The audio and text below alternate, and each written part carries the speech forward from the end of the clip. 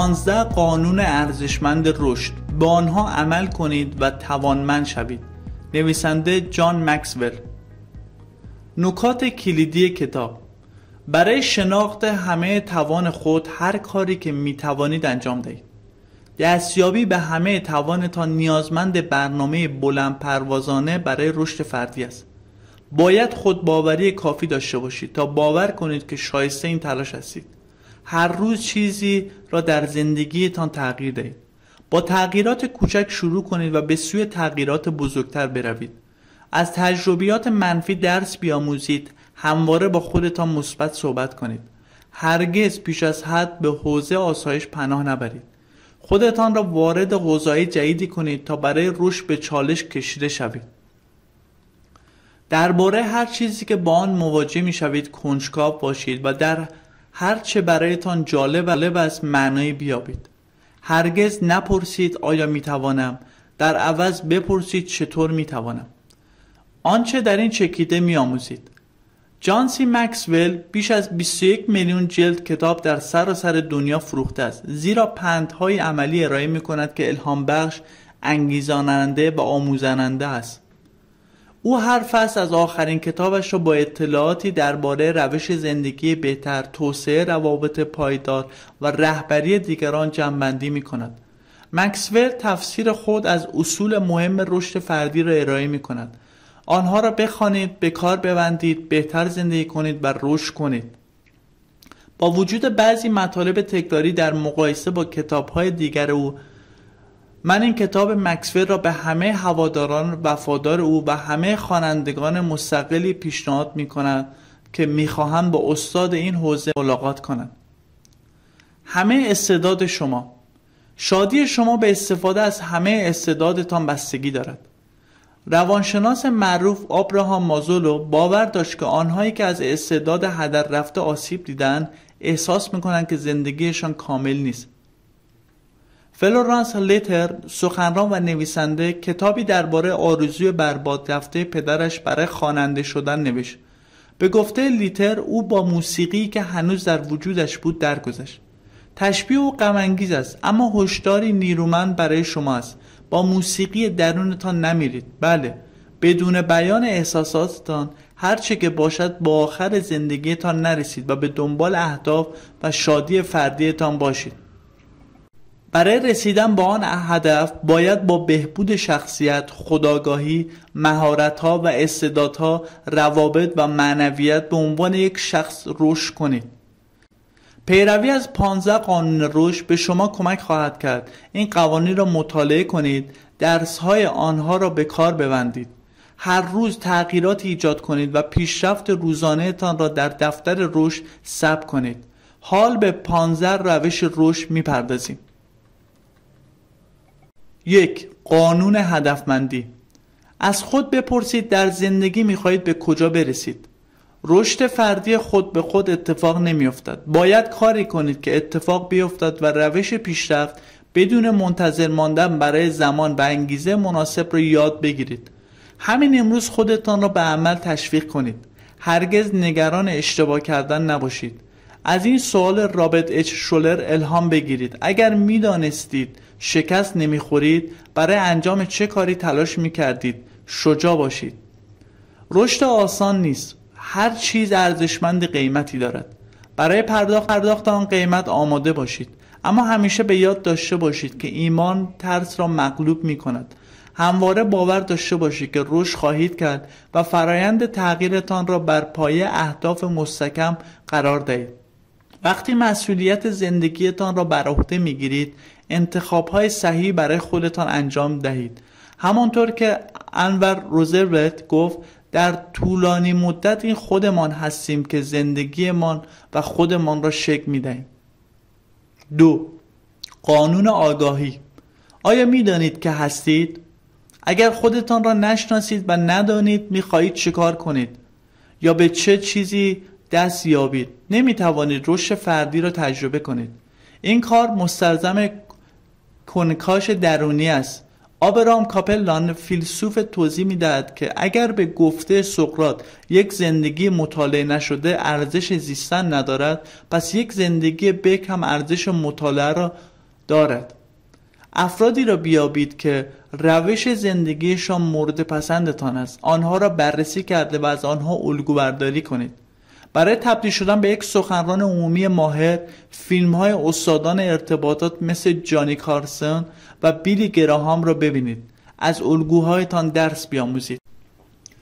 3. قانون آینه. در تلاش برای ارتقای خود باید عمیقاً باور داشته باشید که شایسته این تلاش هستید. زیگ زیگلار مربی فروش می نویسد اگر احساس منفی نسبت به خود داشته باشید نمی توانید کارها را به روش مثبت انجام دهید. اغلب افرادی که خودباوری ندارند برای رشد هیچ تلاشی نمی کنند. اگر کمبود خودباوری برای شما هم مسئله است، پیش از تلاش برای ارتقای خود در سایر حوزه‌ها برای این موضوع کار کنید. بدانید که هر انسانی ارزشی ذاتی دارد. آن ارزش را در خودتان پیدا کنید. برای ارتقای تصویری که از خود دارید با لحنی مثبت با خودتان سخن بگویید. خودتان را تشویق کنید. هیچ وقت خودتان را دلسرد نکنید. خود را بر اساس آدم‌های اطرافتان ارزیابی نکنید. بدانید که تمرکز بر خودتان اشکالی ندارد. از دست باورهای محدود کننده خلاص شوید. یعنی همان محدودیت هایی که خودتان در ذهن به وجود آورده اید و فکر می کنید نمی توانید بر آنها غلبه کنید. وقتی کار خوبی انجام می دهید خودتان را تشویق کنید. 4. قانون تأمل. یک بار کوکاکولا نوشابه‌اش را اینطور تبلیغ کرد: مکسی که تراوت می بخشد. شما نیز برای رشد به چنین مکس تراوت بخشی نیاز دارید. زمانی را به تأمل درباره آنچه از تجربیاتتان آموخته اید اختصاص دهید. مروری اندیشمندانه بر درس‌هایی که آموخته اید کمک می‌کند تا اطمینان حاصل کنید که در مسیر درستی گام برمی‌دارید. توقف و تأمل برای دستیابی به رویاها ضروری است. این قانون در مورد هر فرد بزرگی که به موفقیت‌های برجسته دست یافته صادق است. همه به زمانی برای تأمل نیاز دارند. جیم ران فیلسوف پیشنهاد می‌دهد که در انتهای هر روز باید نوار عملکردتان را به عقب ببرید. نتایج را باید تشویقتان کنند یا تلنگر بزنند. وقتی تأمل می‌کنید از خودتان بپرسید بزرگترین دارایی من چیست و چه چیزی بیش از همه برایم رضایت بخش است. پاسخ‌ها را بیابید. 5. قانون ثبات. اگر منظم و منضبط نباشید همه انگیزه های دنیا نیز نمیتوانند برای رشد به شما کمک کنند. برداشتن گام های لازم روزانه برای رشد محتاج نظم است. به گفته جورج لوریمر اگر میخواهید هر شب با رضایت به خواب روید باید عادت کنید که هر روز با هدف بیدار شوید. شانس خوب تغییر درونی را به خودتان بدهید. کارتان را با ساده ترین چالش ها آغاز کنید و به پیش روید. ایان مکگرگور صنعتگر میگوید من با همان اصول رام کنندگان اسباب کار میکنم. کار را با پرچین های کوتاه یعنی اهدافی که به سادگی قابل دسترس هستند آغاز کرده و سپس پیشرفت میکنم. 6. قانون محیط. ممکن است با انگیزه منظم و آماده تغییر باشید اما شاید محیط شما را عقب نگه دارد. با فرمول رشد مساوی تغییر محیط اطرافتان را از نو بیارایید. شرایط را بررسی کنید تا ببینید چطور باعث عقب ماندن شما می شود. تنظیمات جدیدی بیابید که شما را تقویت کنند نه اینکه مانعتان شود. محیط شما شامل افرادی است که در زندگیتان هستند. اگر آدم‌های اطرافتان شما را محدود کنند نمی توانید پیشرفت کنید. دیوید مککلنت روانشناس اجتماعی از دانشگاه هاروارد میگوید افرادی که هر روز با آنها در ارتباط هستید یعنی گروه مرجعتان درصد مسئول موفقیت یا شکستتان هستند. آنها را با دقت انتخاب کنید. 7. قانون برنامه ریزی. رشد فردی را مأموریتی بدانید که نیازمند بیشترین جدیت برای رسیدن به هدف است. در حوزه‌ای از زندگی که تصمیم به رشد دارید عامل باشید. جان مکسول نویسنده هر سال در روز آغاز سال نو پس از گذراندن ساعاتی با خانواده سراغ تحقیق می رود. او تا شب سال نو کار می کند و تقویم قرار ملاقاتهایش را دقیقه به دقیقه بررسی می کند تا ببیند وقتش در سال گذشته را چگونه گذرانده است. مکسول پس از این مرور استراتژیک روش گذراندن وقتش در سال آینده را به دقت تنظیم می‌کند. زندگیتان را با دقت برنامه‌ریزی کنید. روش‌های سنجیده و قابل تکرار را طراحی کنید تا در دستیابی به اهدافتان به شما کمک کند. زمان کار و اوقات فراغت خود را سازماندهی کنید. در ساختاربندی روزهایتان ثابت قدم باشید. از زمان ارزشمندتان به بهترین نحو استفاده کنید. 8. قانون درد. رویدادهای دشوار زندگی اصلا خوشایند نیستند، اما می توانید از تجربیات دردناک درس بیاموزید و رشد کنید. آخرین کاری که در شرایط دشوار باید انجام دهید این است که برای خودتان احساس تأسف کنید. هر کسی گاهی با شرایط منفی دست و پنجه نرم می کند. آنها را به فرصت‌های برای یادگیری تبدیل کنید. از رویدادهای بد زندگیتان چیزی مثبت به دست آورید. دایانا نایاد شناگر میگوید من مشتاقم خود را وقف به هر کاری کنم تا زمانی که ببینم این تجربه مرا به سطح جدیدی میبرد. درد یا ناراحتی موقتی برایم معنا ندارد. تجارب وحشتناک میتواند شما را به سوی فرصت‌های جدید هدایت کند. یک مرغدار را در نظر بگیرید که هر سال در بهار مزرعه‌اش مملو از جوجه بود. بعد از یک سیل بسیار بد مرغدار به همسرش شکایت کرد که دیگر ندارد و نمیداند چه کند. همسرش گفت اردک بخر. مانند همسر مرغدار باشید. مصیبت را به شروعی جدید تبدیل کنید. 9. قانون نردبان. هر کسی که از نردبانی روی یک زمین نامسطح بالا می رود دنبال دردسر می گردد. هرچه بالاتر روید همه چیز مرتعش‌تر می شود.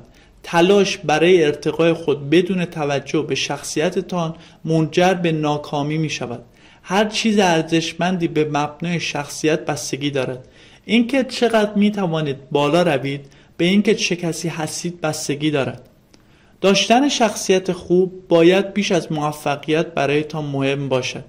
مقامات روس الکساندر سولژنیتس را به این دلیل زندانی کردند که منتقد جوزف استالین بود.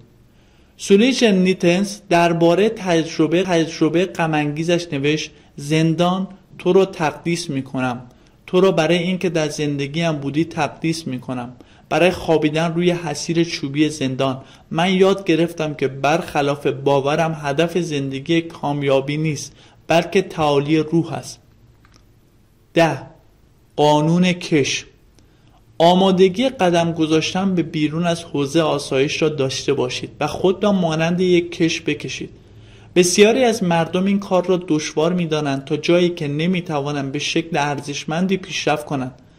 آنها کمتر از آن چیزی باقی می‌مانند که در صورت داشتن اشتیاق یا توانایی می‌توانستند باشند. کشیدن خودتان نیازمند تغییر است که همواره ذاتاً دردناک است. منبسط شدن همچنین به ریسک نیاز دارد که اقدامی شجاعانه است. در غیر این صورت زندگی خسته کننده و غیر رضایت بخش می شود. به گفته ایجی باکام پیشگام عکاسی هوایی یک نواختی پاداش وحشتناک فرد معتاد است. افراد موفق هرگز نمی‌خواهند در گوشه امن خود بمانند. 11. قانون جایگزین‌ها. توسعه فردی همواره جایگزین‌هایی را در بر دارد. برای استفاده از همه توانتان باید خواهان قربانی کردن بخشی ارزشمند از زندگیتان باشید. انتخاب شما اثری مستقیم بر مسیر زندگیتان دارد. وقتی با انتخاب‌های دشوار روبرو می‌شوید، همه نکات مثبت و منفی مربوط را به دقت ارزیابی کنید. جایگزین‌هایی که تعریف می‌کنید را مشکلات جدیدی ندانید که باید تحملشان کنید و آرزو کنید و امیدوار باشید همه چیز درست می‌شود. از انتخاب‌ها و جایگزین‌های دشوار استقبال کنید. پذیرفتن مسئولیت اعمالتان نشانه بلوغ و رشد است. 12. قانون کنجکاوی. اگر یاد نگیرید نمیتوانید رشد کنید. چرا؟ را به کلمه محبوب خود تبدیل کنید. هرچه کنجکاوتر باشید میتوانید بیشتر یاد بگیرید و رشد کنید. برای افزایش کنجکاوی ذهنیتی مانند یک فرد تازه کار داشته باشید. از نشان دادن کمبود دانشتان نترسید. پیتر دراکر استاد مدیریت یک بار گفت بزرگترین نقطه قوت من به عنوان یک مشاور این است که نادان باشم و سوالات زیادی بپرسم. اگر وقت خود را با افرادی بگذرانید که به اندازه شما کنجکاوند، برای سوال پرسیدن راحت‌تر خواهید بود. یادگیری یک مطلب جدید در روز را هدف خود قرار دهید. بدانید که شکست فرصتی استثنایی برای یادگیری در اختیارتان قرار میدهد. همیشه خوشبین باشید. بپذیرید که هر مشکلی چندین راه حل دارد. 13. قانون الگوبرداری. وقتی شخصی دانا راهنمای شما در مسیر رشد باشد، رشد فردی ساده تر می شود. کتاب های معتدلی برای کمک به شما در دسترسند که از جمله آنها می توان به کتاب دیل کارنگی برای بهبود مهارت‌های فردی با عنوان آیین دوستیابی اشاره کرد. یک مشاور استخدام کنید تا گام‌هایی که باید بردارید را به شما نشان دهد. اگر کسب و کارتان را تازه آغاز کرده اید، انتظار نداشته باشید مشاوری را از سطوح برتر دنیای کسب و کار پیدا کنید. در عوض شخصی را پیدا کنید که چند سطح بالاتر از شما کار کرده باشد و از او الگو برداری کنید. 14. قانون گسترش. هر کاری که انجام داده اید، هر موفقیتی که کسب کرده اید قابل گسترش است. کارشناسان ادعا می کنند که مردم فقط از 10% توانشان استفاده می کنند. افراد می توانند بسیار بیش از آنچه در گذشته داشتند را به دست آورند. برای کسب موفقیت بیشتر در زندگی، تفکر آیا می توانم را به تفکر چطور می توانم تبدیل کنید. سوال آیا می توانم خود به خود شما را محدود می کند. سوال چطور می توانم نشان می دهد که برای هر مشکلی راه حلی وجود دارد. آن راه حل را کشف کنید. 15. قانون همکاری. زندگیتان نباید حول محور رشد فردی بچرخد. به نیازهای افرادی که برایتان مهم هستند توجه کنید. ببینید چطور می توانید به بهبود زندگیشان کمک کنید. این بهترین راه برای ایجاد رضایت و شادی درونی است. بنجامین فرانکلین، رئیس جمهور و مخترع آمریکایی، همیشه به دنبال پاسخهای درست برای سوالات مهم بود. یکی از بزرگترین واقعیت‌هایی که کشف کرد این بود که کمک به دیگران بهترین کاری بود که میتوانست انجام دهد. او هر روز را با سوال امروز باید چه کار خوبی انجام دهم آغاز میکرد و با سوال امروز چه کار خوبی انجام دادم به پایان میبرد. درباره نویسنده، جان مکسول، مؤسس شرکت جان مکسول و سازمان بین‌المللی آموزش رهبری اکویپ، یک سخنران انگیزشی است. او تاکنون 21 میلیون جلد کتاب فروخته است. این محتوا فقط برای یادگیری شخصی شماست.